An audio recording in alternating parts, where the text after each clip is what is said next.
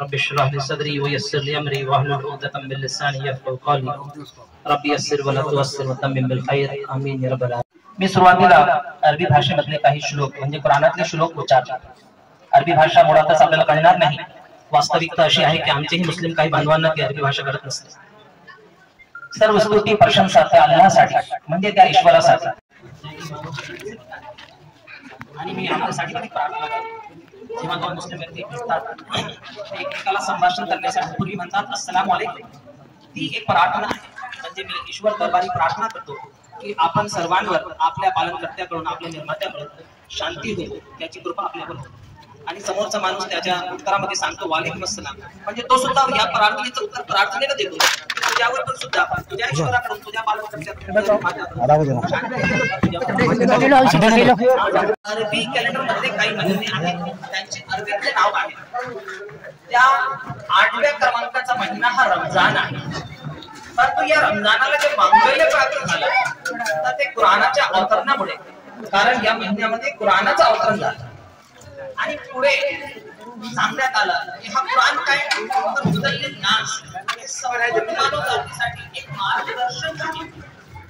सुस्पष्ट आणि वस्तुनिष्ठ पुराव्यासहित आणि सत्य आणि असत्याची कसोटी करणारा, सत्य आणि असत्यामध्ये फरक करणारा असा हा कुराण आहे। आणि हा माझा म्हणणं नव्हे, कुराणाचा श्लोक आहे। उदा म्हणतात मार्गदर्शनाला आणि अन्नास म्हणतात संपूर्ण मानव जाती। याच्या सारख्या तुम्ही म्हणून दाखवतो तुम्हाला हुदल्लिल मुस्लिमीन असं आलं असतं तर याचा अर्थ हा झाला असता की हे मुसलमानांकरिता मार्गदर्शन आहे। परंतु याच्यामध्ये शब्द काय आला की हुदल्लिल नास म्हणजे हे संपूर्ण मानव जातीसाठी मार्गदर्शन आहे। हा कुराणाचा लेखक दस्तूर खुद तो अल्लाह तो ईश्वर संबोधितो की हे कुराण संपूर्ण मानव जातीसाठी मार्गदर्शन आहे। यामध्ये सुस्पष्ट आणि वस्तुनिष्ठ पुरावे आहेत आणि हे सत्य आणि असत्याची फरक करणारा असा हा कुराण ग्रंथ आहे। आणि कोणतेही पुस्तक आपण बघितलं तर त्या पुस्तकाचा एक आधार असतो आणि त्या आधाराच्या अवतीभोवती ते पुस्तक फिरत असते। तर कुराणाचा जे आधार आहे, याचा जो मेन हेतू आहे, याचा जो मेन मुद्दा आहे तो आहे माणूस, कारण हा मानवासाठी मार्गदर्शन आहे। तर याचा आधारस्तंभ हा मानव आहे। आणि जगातला सर्वात मोठा कठीण प्रश्न जर असेल तर तो मानवाला मानव बनवणे आहे। म्हणून कवी म्हणतो की मानवा रे मानवा होशील कधी तू माणूस। हा मानवाला मानव बनणे हे सर्वात कठीण कार्य आहे। आपण पाहता या समाजामध्ये या जगामध्ये आपण राहतो, कुठं कोणत्या अधोगतीला आपला समाज गेलेला आहे। रोडवर एखादा अपघात होतो, अपघात झाला, एक फोर व्हीलर दुसऱ्या फोर व्हीलरला धडक मारली, रक्तबंबाळ झालेले शरीर आपण पाहतो आणि जाणाऱ्या दुसऱ्या गाडीतून लोक माणसं उतरतात, परंतु त्यांच्या हातामध्ये मोबाईल असतो आणि ते त्यांची चित्रफित काढतात, त्याची रेकॉर्डिंग करतात। मग माणुसकी नावाची गोष्ट आता राहिलेली आहे का? शिल्लक राहिलेली आहे। आपण पहा कोणतेही वृत्तपत्र तुम्ही हाती घ्या, कोणतेही आणि कोणतेही बातम्या तुम्ही लावा, दररोज एक बातमी आपल्याला बघायला मिळते की महिलांवर अत्याचार होत आहे आणि सर्रास होत आहे, बलात्कार घडत आहे, हो दररोज घडत आहे।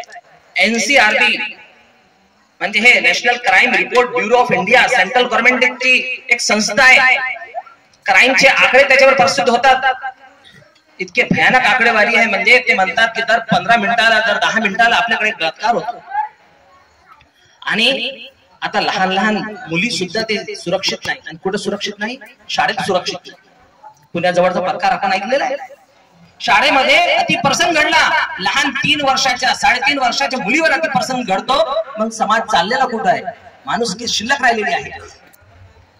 ईश्वराला मानतो आपण, त्याची श्रद्धाही बाळगतो, परंतु आपल्या मनामध्ये शांती नाही आणि शांतीच्या शोधामध्ये मन भरकटत आहे। मग तो या दर्ग्याहून त्या दर्ग्याकडे जातो, या दर्ग्यावर माथा टेकला तर त्या दर्ग्यावर जातो नंतर, कारण त्याला शांती हवी आहे। हे बाबा झाले की दुसरे बाबा, असा त्याचा प्रवास सुरू आहे, कारण त्याने ईश्वराला ओळखलेला नाही। ईश्वर काय तर पहा, एक अशी शक्ती ज्याला महात्मा ज्योतिबा फुले यांनी निर्मित म्हटलेलं आहे, निर्मित. आणि कुराणामध्ये याला अरबी भाषेत शब्द आला खालिक, म्हणजे तो निर्माता आहे, ज्याने निर्माण केला. अहो, ही बिल्डिंग, हे 4 घंट्याची खोली हे स्वतःहून तयार होऊ शकते का? मग इतका मोठा ब्रह्मांड हे स्वतःहून तयार झालं असेल का? एक गोष्ट तयार होणे आणि एक आहे याची ही सिस्टीम चालणे. ती घडी पण बंद पडते जेव्हा सेल समाप्त होत. मग हा सूर्योदय आणि सूर्यास्त जेव्हापासून ही सृष्टी निर्माण झाली तसा हा कॅलेंडर सुरू आहे. म्हणजे एका सेकंदाचा याच्यामध्ये फरक पडत नाही. आजची जी तारीख आहे तुम्ही पाहून घ्या, 50 वर्षापूर्वी आज जे सूर्योदय आणि सूर्यास्ताचा वेळ आहे ना, 50 वर्षापूर्वी किंवा 100 वर्षापूर्वी तोच होता. म्हणजे एका सेकंदाचा याच्यामध्ये फरक पडत नाही. म्हणजे त्याला निर्माण करणारी आणि याला चालवणारी अशी एक असीम शक्ती आहे. त्यालाच ईश्वर म्हणतात, त्यालाच आपण अल्लाह म्हणतो, त्यालाच गॉड म्हणतात. परंतु ते जे शांती भेटत नाही किंवा ईश्वर भेटत नाही, तर कुराणामध्ये 114 अध्याय आहेत. त्यामधला अध्याय क्रमांक 112 ते व्याख्या सांगतो आपल्याला ईश्वराची, की ईश्वर कसा असला पाहिजे, कोण आहे ईश्वर. तुम्हाला ईश्वर पाहिजे ना, ईश्वर कोण आहे? तर तो सांगतो कुल हु अल्लाहु अहद, म्हणजे तो एकटा आणि एकच आहे. ईश्वर एकच आहे असं कुराणाचं म्हणणं आहे. आपण पाहतो एक छोटस उदाहरण, हा पटणार नाही पण तुम्ही उदाहरण सांगतो तुम्हाला. आपल्याकडे शाळा असते, प्राथमिक शाळा असते, 1ली ते 4थी पर्यंतची शाळा, 4 वर्ग असतात. मग मुख्याध्यापक किती असतात त्याचे? एकच असतो. एवढीशी व्यवस्था आहे, 4 शिक्षकीय व्यवस्था पण एक मुख्याध्यापक. आणि आपली भारतीय क्रिकेट टीम थोडीशी मोठी व्यवस्था झाली, 11 खेळाडू खेळतात, काही एक्स्ट्रा असतात 15-16, परंतु कॅप्टन किती असतो? एकच असतो. आणि आपला हा देश भारत, याचा प्रधानमंत्री सुद्धा एकच आहे. मग एवढं मोठं हे जर ब्रह्मांड, आता आपण विज्ञानाच्या युगामध्ये जगतोय, लाईट इयर ना प्रवास करता येतो आणि लाईट इयर ना डिस्टन्स मोजतात. आता हे सेंटीमीटर, मीटर, फूट, किलोमीटर याच्या पलीकडे आता लाईट इयर, म्हणजे एवढा मोठा हा व्याप्ती प्राप्त असणारा ब्रह्मांड. तर याला निर्माण करणारे आणि याला चालवणारे एकापेक्षा जास्त आणि वेगवेगळे जर असते तर ही व्यवस्था कोलमडली असते. म्हणजे पहिला जो सिद्धांत आहे की तो एकटा आणि एकच आहे. त्यानंतर सांगितलं अल्लाहु समद, म्हणजे तो निरपेक्ष आहे, तो ईश्वर आहे. आपण त्याला ईश्वर जर मानत आहोत म्हणजे तो निरपेक्ष आहे, त्याला कोणतीच गरज नाही. आपण गरजावंत आहोत, आपण मानव आहोत. गरजा आपल्यासाठी, आपल्याला भूक लागते, आपल्याला तहान लागते, आपला जन्म होतो, आपल्याला मृत्यूही भेटते. परंतु तो ईश्वर या सर्व गरजांपासून, सर्व भौतिक गरजांपासून तो निरपेक्ष आहे. त्याला भूक लागत नाही, त्याला तहान लागत नाही, त्याला लिंग नाही, त्याला वर्ण नाही, त्याला आकार नाही, त्याला काळेचं बंधन नाही, त्याला जन्म नाही आणि त्याला मृत्यू नाही, म्हणून तो ईश्वर. त्यानंतर सांगण्यात गेलं जातं, परंतु सैलानी बाबांचा जन्म झाला आणि त्यांचा मृत्यूही झाला, म्हणून ते ईश्वर होऊ शकतो. त्यांच्या तोडीचे ताजुद्दीन बाबा देखील आहेत. ह्या 4 डेफिनेशनच्या चौकटीत ते बसत नाही या व्याख्येमध्ये. ते काय? आमचे आदरणीय प्रेषित हजरत मोहम्मद सल्लल्लाहु अलैहि वसल्लम ते सुद्धा ईश्वर नाहीत आणि आम्ही त्यांची पूजा, त्यांची भक्ती, त्यांची उपासना करत नाही. आम्ही फक्त त्या ईश्वराची पूजा, आराधना किंवा त्याची भक्ती करतो. तर हा ईश्वराची एक व्याख्या आहे. त्यानंतर पहा की त्यानंतर आता आपण समाजाचा आणखीन जर अभ्यास केला तर आजच्या 50-60 वर्षापूर्वीचा समाज आणि आजच्या समाजामध्ये फार मोठा एक फरक भेटतो. ते म्हणजे आता मनामध्ये द्वेष निर्माण झालेला आहे, वैर निर्माण झालेला आहे. आणि शहरामध्ये तर वसाहती सुद्धा वेगवेगळ्या आहेत. ही अमुक नावाची कॉलनी, त्याला फक्त एकच समाजाचे लोक राहतील, इतर कोणी त्याच्यामध्ये त्याला फ्लॅट भेटत नाही, त्याला जागाही राहायला भेटत नाही. अशी ही दरी निर्माण झालेली आहे आणि होत चाललेली आहे. आणि आपण अभ्यास करतो, इथे आपल्याकडे संत गाडगे बाबा अमरावती विद्यापीठ आहे, तिकडे मराठवाड्यामध्ये डॉक्टर बाबासाहेब आंबेडकर मराठवाडा विद्यापीठ आहे. या विद्यापीठातून आपल्याला ज्ञान भेटते. परंतु आणखीन एक नवीन विद्यापीठ सुरू झालेलं आहे, त्याचं नाव आहे व्हॉट्सअप विद्यापीठ. याच्यामध्ये कचरा टाकण्यात येतो, कचरा, आणि हा कचरा आपल्या मेंदूला खराब करतो. याच्यामध्ये द्वेष पसरवलं जातं, खोट्या गोष्टी याच्यामध्ये पसरवल्या जातात आणि हेतू पुरेसर हे काम केले जातात. मनांची, मानवाची विभाजनी केली जाते. परंतु या पुराणामध्ये ईश्वर असं सांगतो की या अय्युहन नास, तेच नास आला म्हणजे सर्व मानवांना, या अय्युहन नास इन्ना खलकनाकुम मिन ज़करिन व उन्था व जअलनाकुम शुऊबन व क़बाइला लितआरफू. हे लोक हो, आम्ही तुम्हाला एका मानवी जोडप्यापासून, एका माता पितापासून तुम्हाला जन्माला आहे आणि मग तुमची राष्ट्र आणि वंश बनविले, जेणेकरून बनविले राष्ट्र आणि वंश तुमचे निर्माण केलेले आहे, तुमचे वंश आहे, तुमचे राष्ट्र आहेत, परंतु कशासाठी? जेणेकरून तुम्ही एकमेकांना ओळखावे, ते ओळखीसाठी आहे. एका माता पित्याची जे संतान असतात आपण पाहतो, एका आई बापाची जी मुलं असतात ते आपसात काय असतात? भाऊ भाऊ असतात. मग कुराण सांगतो की हे संपूर्ण मानव जाती, तुम्ही आणि मीच नाही, ही संपूर्ण मानव जाती एका मानवी जोडप्यापासून जन्माला आलेली आहे. त्या अर्थाने कुराण संपूर्ण मानव जातीचा एक रक्ताचं नातं निर्माण करतो. आणि तुम्ही पहा ना, जसे दोन हात तुम्हाला आहेत तसेच मला आहे. तुमचं आणि माझं मॅन्युफॅक्चरिंग, आपली निर्मिती एक सारखी आहे. पहा, रचना पहा आपली. आणि तुमच्या आणि माझ्या रक्त धमन्यामध्ये सळसळणारा रक्त सुद्धा समान आहे. आणि त्याचमुळे जेव्हा गरज पडते ना, कोणावर गरज येऊ नको, परंतु जेव्हा गरज पडते तर त्या दवाखान्यामध्ये रक्त पिशवी चढविली जाते, त्याच्यामध्ये लिहिलेलं नसते कोणाचं रक्त आहे आणि तो चालतो. विज्ञानाचा तुम्ही अभ्यास करा. आता गुगल आणि चॅट जीपीटी सर्व काही आता आधुनिक युग आलेला आहे. आपली बॉडी हे फॉरेन बॉडी, बाहेरील वस्तू स्वीकारत नाही. और डोळ्यामध्ये थोडस कचरा गेला तर ते सहन होत नाही आपल्याला. मग तो रक्त कसं काय चालतो आपल्याला? आणि एकाची किडनी दुसऱ्याला डोनेट केली तर कशामुळे चालतात? याचमुळे चालतात. कारण आपला ईश्वर तो निर्माता पण एक आणि आपले आईबाप मायबाप सुद्धा एक. हा कुराणाचा संदेश आहे आणि हा वैश्विक ऐक्य निर्माण करणारा हा संदेश आहे. प्रेषितांनी आपल्या शेवटच्या प्रवचनात सांगितलं की कोणत्याही अरबेत्तरावर किंवा अरबेत्तराला अरबावर कोणतंच श्रेष्ठत्व नाही. अरबचे लोक, त्यांना असं वाटायचं आम्ही अरबी, आम्ही महान, आम्ही श्रेष्ठ आणि हे बाकीचे आमचे गुलाम, आमचे दास. परंतु प्रेषितांनी सांगितलं नाही, अरब आणि अरबेत्तर काहीच फरक नाही, कोणाला कोणावर श्रेष्ठत्व नाही. कोणत्याही काळ्या व्यक्तीला गोऱ्या व्यक्तीवर किंवा गोऱ्या व्यक्तीला काळ्या व्यक्तीवर कोणतंच श्रेष्ठत्व नाही. कारण मानव म्हणून तुम्ही समान आहात, एके मायबापाची संतती म्हणून तुम्ही समान आहात. आणि तुमच्यात सर्वश्रेष्ठ तो आहे ज्याच्या मनामध्ये सर्वात जास्त ईश्वराची भीती असेल, ज्याच्या मनामध्ये ईश्वराची भीती. आता हे मनामधले भेद पाहता येत नाही, म्हणजे हे सांगता येत नाही ईश्वराची भीती कोणाच्या मनामध्ये जास्त आहे कमी आहे. म्हणून मानव म्हणून तुम्ही सर्व समान आहात. कोई छूट छात नाही, कोई अस्पृश्यता नाही. आजही पहा तुम्ही अमेरिकेमध्ये काळ्या आणि गोऱ्यांचं भांडणं सुरू असतात. त्या आफ्रिकेमध्ये तिकडचे गांधी नेल्सन मंडेला यांनी फार मोठा असा एक उद्रेक केला, लढा दिला, तेव्हा त्या काळ्या लोकांना जगण्याचे अधिकार प्राप्त झाले. हो, आणि आपल्या देशामध्ये सुद्धा एक फार मोठा लढा देण्यात आला, तेव्हा जाऊन जे आहे तर आपले हक्क स्वीकारण्यात आले. परंतु इस्लाम काय सांगतो की मानव म्हणून तुम्ही सर्व समान आहात. नमाजाची वेळ झाली, त्या माणसानं अजान पुकारली, सर्वजण येतील, एका रांगेमध्ये उभे राहतील. एका कवीनं म्हटलं की एक ही सफ में खडे हो गए महमूद और अयाज. एकाच रांगेत उभे राहिले महमूद आणि अयाज. महमूद एक फार मोठा बादशाह होता, जसं आपल्याकडे अकबर होतो तसा एक फार मोठा बादशाह होता अरबस्तानाच्या मध्ये. त्याचं नाव महमूद होतं आणि त्याचा दास होता तो अयाज. परंतु जेव्हा नमाजची वेळ झाली, एका रांगेमध्ये उभं राहावं लागलं. आपले भारताचे तत्कालीन राष्ट्रपती एपीजे अब्दुल कलाम जामा मस्जिद दिल्लीमध्ये गेले, शुक्रवारची प्रार्थना नमाजसाठी गेले, उशीर झाला, मागच्या रांगेमध्ये उभं राहिले, देशाचे राष्ट्रपती.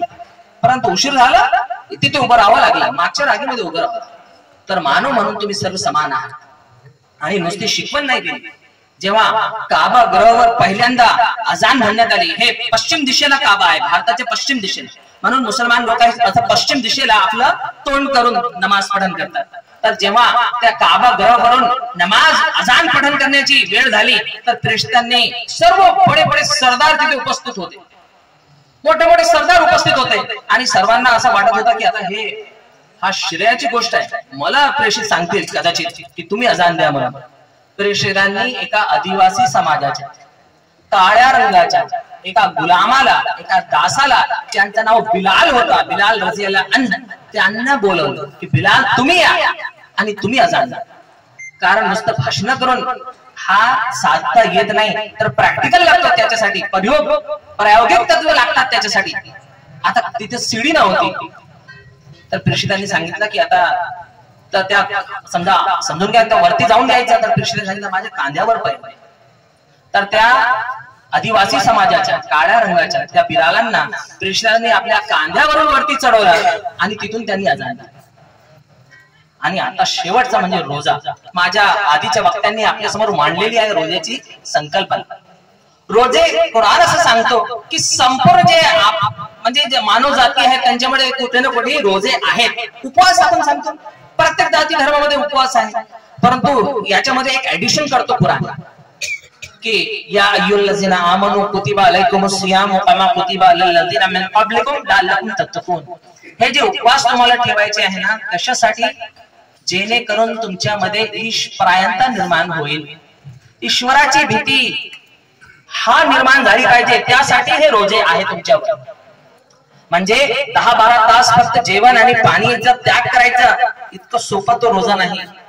खोटं बोलणं सोडावं लागेल, चहाडी करणं सोडावं लागेल, या डोळ्यांनी प्राईस स्त्रीकडे वाईट नजरेने बघणं हे सोडावं लागेल, आपल्या हातांनी कोणावर अत्याचार करणं हे थांबावं लागेल, आणि आपल्या मनाला स्वच्छ करावं लागेल. त्याच्यामध्ये चांगले विचार, त्याच्यामध्ये म्हणजे पाप सारखे विचार त्याच्यामध्ये यायला नको. हा रोजा आहे आणि हे ट्रेनिंग आहे. म्हणजे 10-12 तास लहान मुलगा जरी आमच्या घरातला असला तर तो, आणि एकटा जरी असला तर तो पाणी पित नाही, कारण त्याच्यावर संस्कार केले जातात. हे पाय आपण हे रोजा कशासाठी ठेवला? त्या ईश्वरासाठी. अरे तो पाहतोय तुला, जर तू रोजा मोडले ना मग तो त्याची शिक्षा देईल तुला. हे संस्कार 30 दिवस केले जातात. अपेक्षित हे आहे की जसं एक मुस्लिम व्यक्ती या 30 दिवसामध्ये जसं तो आचरण ठेवतो तसंच आचरण त्याने उरलेल्या 11 महिन्यांमध्ये ठेवायला पाहिजे. यासाठी ट्रेनिंग कशासाठी असतं? आपण शिक्षक आहोत तर शिक्षकांना ट्रेनिंग दिली जाते, पोलिसला ट्रेनिंग दिली जाते, फौजमध्ये ट्रेनिंग दिली जाते, म्हणजे त्या ट्रेनिंग अनुसार आपल्याला काम करायचंय. तर हे ट्रेनिंग याच्यासाठी आहे. म्हणजे रोजा तू मोडला, लक्षात ठेव की तो ईश्वर तुला पाहतोय. आपण बँकेत जातो तिथे लिहिलेलं असतं की तुम्ही सीसीटीव्ही कॅमेऱ्याच्या नजरेत आहात, तसं तुम्ही ईश्वराच्या नजरेमध्ये आहे. तो ईश्वर तुम्हाला पाहतोय. आणि जर तुम्ही हा रोजा मोडला तर याची शिक्षा देऊ शकतो, या जगामध्येही देऊ शकतो आणि नंतरच्या जीवनामध्ये देऊ शकतो. शेवटचा कन्सेप्ट इस्लाम ते म्हणजे पारलौकिक जीवन. इस्लामचा एक सिद्धांत आहे, म्हणजे हा जो जीवन आहे ही परीक्षा आहे आणि आपलं मृत्यू हा एक अटळ असं सत्य आहे, कोणालाच नाकारता येत नाही. किती मोठा शास्त्रज्ञ असू द्या, किती मोठा डॉक्टर असू द्या, किती मोठा धनवान असू द्या, तो नाकारू शकतो का त्याला मरायचा नाही म्हणून आणि त्याला मृत्यू येणार नाही? काळ्या दगडावरची रेख आहे मृत्यू, हे मृत्यू अटळ आहे. आणि हे मृत्यू आला म्हणजे आता स्थलांतर झाला आणि पुन्हा एकदा हा संपूर्ण ब्रह्मांड सृष्टी संपल्यानंतर त्याला प्रलय म्हणण्यात आलेला आहे. त्या प्रलयानंतर तो पुन्हा एकदा जीवित करेल आणि केल्या सवर्णाचा जाब विचारेल. जर चांगले कार्य केले, इमानधारक राहिले, चांगले कार्य केले, चांगले कृत्य जर तुम्ही केले तर त्याचा मोबदला तो स्वर्गाच्या रूपाने, त्याला जन्नत म्हणण्यात आलं, त्या रूपाने देईल. आणि दुष्कृत्य जर तुम्ही केले, पाप जर तुम्ही केले, बेईमानी जर तुम्ही केली तर याचा मोबदला तो नरकाच्या रूपाने तुम्हाला देईल. म्हणजे अशी खोल विहीर अग्नीने भरलेली, त्यामध्ये माणूस तळफळेल परंतु मरणार नाही. पहा, हा एक वचक आहे, दंडाचा वचक, दंडनीती. आपण पाहतो की ईश्वर जर आहे तर तो न्यायी असला पाहिजे आणि संपूर्ण न्याय या जगामध्ये शक्य नाही. छोटस उदाहरण देतो मी. दोन एक्झाम्पल सांगतात. एका माणसाने 10 खून केले, एका माणसाने 1 खून केला. दोघांना कोर्टासमोर हजर केला आणि आरोप सिद्ध झाले. आता यांना शिक्षा द्यायची. कोर्ट काय शिक्षा देणार आहे? दोघांना फाशी. मग 1 खून करण्याला पण फाशी आणि 10 वाल्याला पण फाशी. मग झाला का न्याय? आणि कित्येक लोक पळून जातात विदेशामध्ये. पळून गेले ना, तो नीरव मोदी पळून गेला. मग आता त्या न्याय कुठे भेटणार आहे? त्या जगामध्ये भेटणार. ईश्वर तिथं न्याय करेल, तेव्हा 10 वेळा शिक्षा देईल तो 10 खून करणाऱ्याला. हा वचक यासाठी ठेवण्यात आलेला आहे की हा वचक असेल तर मानव सतमार्गी चालेल, तो पुण्य करेल, तो पापाच्या जवळ सुद्धा भरकटणार नाही. कारण शेवट काय असतो? मेल्यानंतर मातीमध्ये पुरून दिलं जाते किंवा अग्नी दिली जाते आणि दोन्ही हात हे रिकामे असतात, काही सोबत जात नाही. जे काही प्रॉपर्टी आहे इथं सोडून जावं लागते. सर्व परिवार, मित्रमंडळी, आपतेष्ट इथंच राहून जातात. ते कुठपर्यंत येतात? स्मशानापर्यंत येतात आपल्यासोबत. शेवटी मातीत पुरून दिलं जाते किंवा अग्नी दिली जाते. परंतु हे जीवन एक परीक्षा आहे. तर हा इस्लामचा संदेश, एक ईश्वरवादाचा संदेश, एका माता पिताची संततीचा संदेश आणि हा पारलौकिक जीवनाचा संदेश हा रोजा आपल्या समोर मांडतो की हा रोजा तुम्हाला यासाठी देण्यात आला ज्यामुळे ईश्वराची भीती तुमच्या मनामध्ये निर्माण होईल आणि तुम्ही चांगल्या मार्गावर तुमचं जीवन व्यतीत कराल. मी अल्लाह दरबारी, ईश्वरा दरबारी प्रार्थना करतो की ईश्वर आपण सर्वांवर ईश्वराची कृपा हो, आपल्यावर शांती नांदो, आपला हा देश प्रगती पथावर पथदर्शक म्हणून प्रस्थापित होऊ. आमीन व आखिर दावाना अनिल हम्दुलिल्लाहि रब्बिल आलमीन.